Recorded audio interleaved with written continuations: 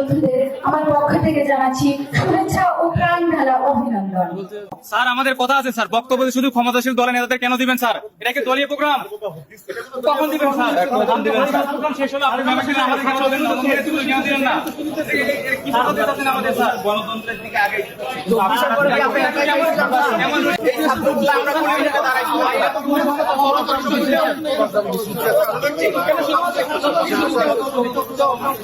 Programme হচ্ছে নির্বাচিত প্রতিনিধি ক্যাম্পাসে তারা কেন মঞ্চে বসবে? ছাত্র তো কেন মঞ্চে বসবে? নবীন ছাত্র বন্ধুদের উদ্দেশ্যে আমি বলতে চাই, তোমরা অনেক ভাগ্যবান।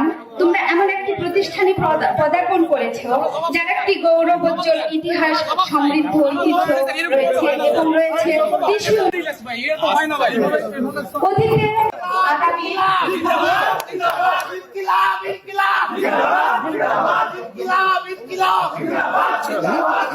আমাদের একটা ভীষণ মানে